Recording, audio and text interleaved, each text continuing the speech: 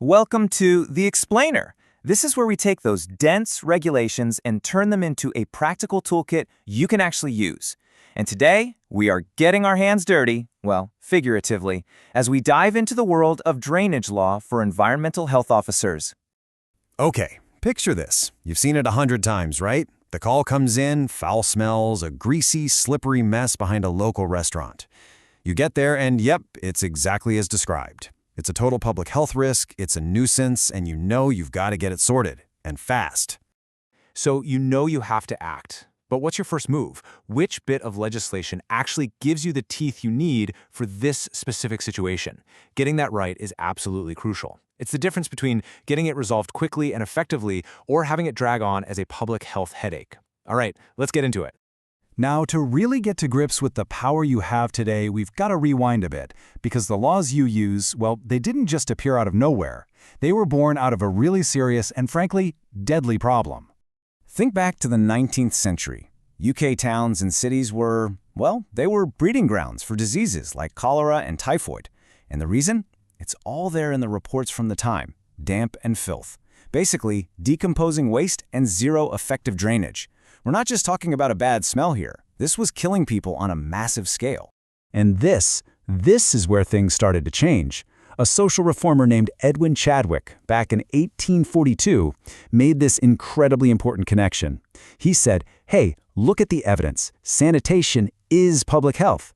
His report was an absolute game changer, and it laid the foundation for, well, pretty much everything you do today. So here's the big takeaway from all that history. Every single time you're out on an inspection, every bit of advice you give, every notice you serve, you're part of that legacy. You're continuing this vital work of protecting communities. You are literally the frontline defenders of that principle Chadwick established all those years ago. Okay, so let's fast forward. How does all that history translate into the laws you actually use on a daily basis? Let's think of it as your EHO toolkit. Inside, you've got a specific tool for pretty much every single drainage problem you're likely to come across. And here it is. This is a great way to see your key powers all laid out. Honestly, you could think of this as a cheat sheet for when you're out and about. It's super handy. Let's break down the big ones you'll be using most often. All right, first up, we've got the Old Guard, the Public Health Act of 1936. Now, you probably don't use these sections every day, but they are still on the books for a reason.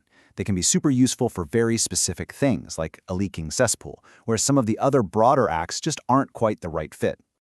Now this is your workhorse. Section 59 of the Building Act 1984. It's your absolute go-to for most drainage issues inside a property's boundary. If a drain is broken, not good enough, or causing a health risk, this is the law that gives you the clear power to tell the owner, you need to fix this, now. Then there's Section 35 of the Local Government Act. And this one's interesting because it kind of has two sides to it. On one hand, you've got the power to formally serve notice and require someone to unblock a sewer. But on the other hand, you can also step in and assist an owner if they ask you to. Then you just recover the costs. So it's both a big stick and a helping hand all in one. Okay, so knowing which law to use is half the battle, but applying it correctly, that's the other half. So let's actually walk through how you take that legal power and turn it into real-world action. And really, this is what it all boils down to: the formal notice. This piece of paper is your key enforcement tool, and it has to be spot on. It needs to be super clear, totally specific about the problem and what needs to be done, and of course, legally sound. And crucially, it gives them a deadline. The whole process follows a really clear four-step structure. Step 1, you serve the notice. Step 2, you give them a clear, reasonable time limit. Step 3, if they don't do the work, the local authority can step in and do it for them.